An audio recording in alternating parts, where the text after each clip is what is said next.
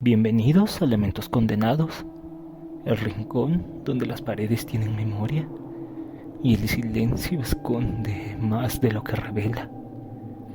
Esta noche les traigo dos relatos en los que los hogares dejan de ser un refugio para convertirse en guardianes de secretos o en prisiones invisibles de presencias que nunca se fueron.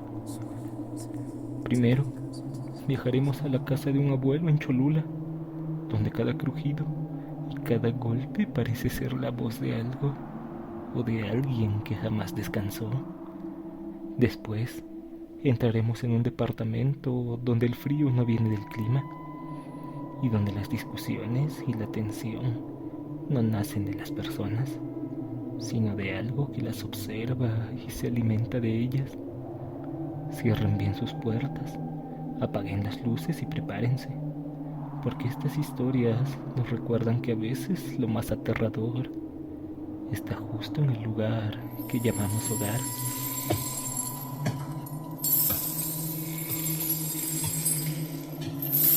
No sé cómo explicarlo, pero es como si el aire mismo guardara un secreto, un silencio pesado, denso, que parece observarte desde cada rincón. Desde niño lo he sentido, todos lo hemos sentido, pero hay noches que lo confirman, y esta fue una de ellas. Éramos 6 primos durmiendo en el antiguo cuarto de mis tías. Las paredes eran de adobe y madera, el techo crujía con cualquier brisa. Todo estaba en calma, hasta que ya no lo estuvo. Eran las 2, tal vez 3 de la mañana. El cuarto estaba oscuro, apenas iluminado por la luna que se filtraba por las rendijas de la ventana. Y entonces lo escuchamos. Shh, shh.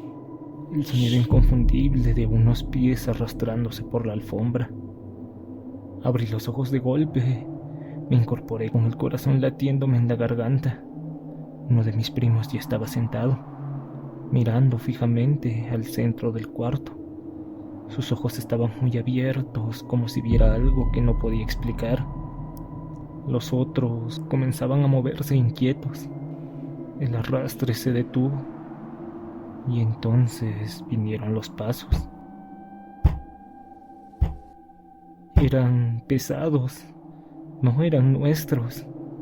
La puerta del cuarto seguía cerrada, pero los pasos cruzaron como si nada. Pasaron por delante de nosotros, invisibles, impalpables. Siguieron hasta la entrada de la casa. Todos conteníamos la respiración, paralizados, y de pronto la puerta se abrió. Se azotó con furia. El silencio volvió, pero ya no era el mismo. Era un silencio que dolía. No fue la única vez. Mi mamá, por ejemplo, trabajaba una noche en el despacho de mi abuelo. Afuera, el patio oscuro. Solo la luz de la computadora la acompañaba. De pronto sintió algo. No una presencia, sino una certeza. Alguien estaba detrás de ella, justo al otro lado de la ventana. Se dio la vuelta de golpe, pero no había nadie. Solo frío. Un frío extraño o penetrante que no venía del clima. Y entonces la pantalla de la computadora empezó a parpadear, a distorsionarse como si un imán pasara por delante. Corrió despavorida, nos gritó que saliéramos, y cuando fuimos al patio vimos las huellas de pies descalzos hundidas en el lodo, justo frente a su ventana, y definitivamente no eran nuestras. Mis primas también lo vieron. Estaban jugando en la computadora cuando la temperatura bajó de golpe. El escritorio empezó a vibrar, no poco, sino violentamente. Se levantó del suelo y se sacudió como si algo tratara de voltearlo. Corrieron, gritaron. Cuando entramos, el mueble estaba a casi 2 metros de donde solía estar. Pesaba más de 50 kilos, ninguna de ellas podría haberlo movido. Y entonces, una tarde cualquiera, mi abuelo soltó. Cuando construimos esta casa, encontramos huesos. Me quedé helado. Era un adulto chaparro, El tórax lo tenía como si lo hubieran cortado. Nunca reportamos nada, no queríamos que nos quitaran el terreno. La casa está en Cholula, Puebla, allí donde siglos atrás los españoles masacraron a cientos de indígenas. Mi abuelo sospecha que los restos pertenecen a alguno de ellos y que los trabajadores, por miedo o desidia, los enterraron de nuevo. Ceremonia de pecado y sin respeto. Tal vez fue ese silencio, esa falta, pero cada noche que cae y cada puerta que se azota sola me recuerda que hay cosas que nunca descansan y esa casa guarda una de ellas.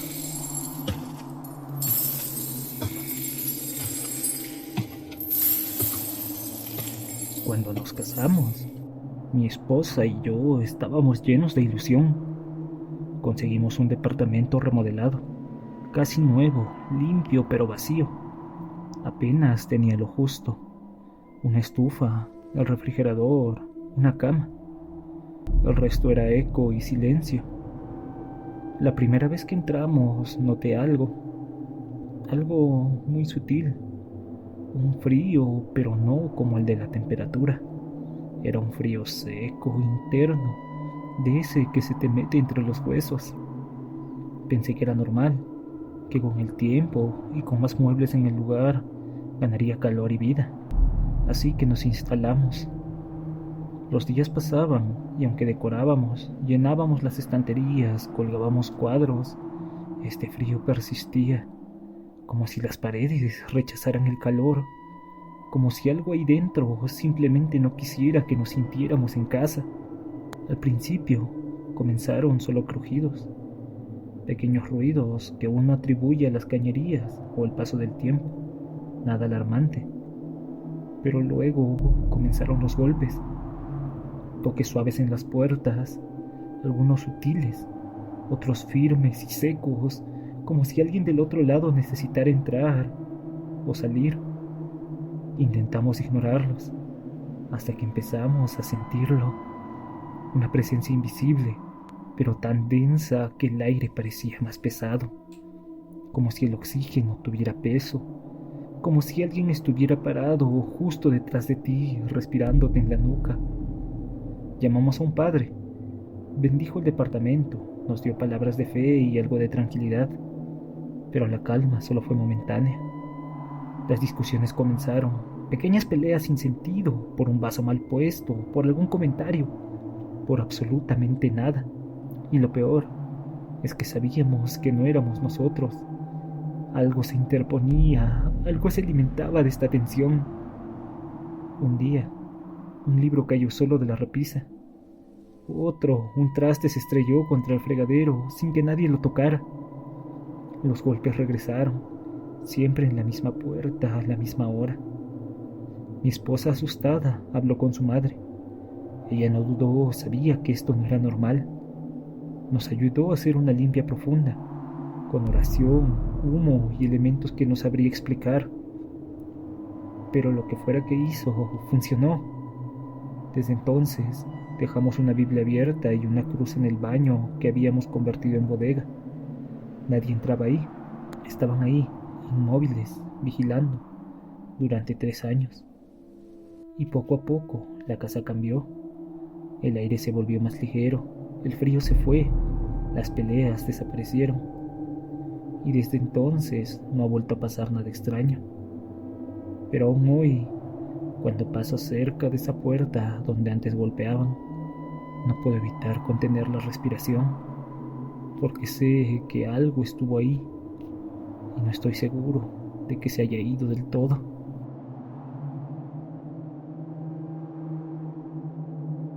Y así, entre paredes que respiran y ecos que nunca se apagan, hemos recorrido 2 lugares donde la vida cotidiana convive con lo inexplicable.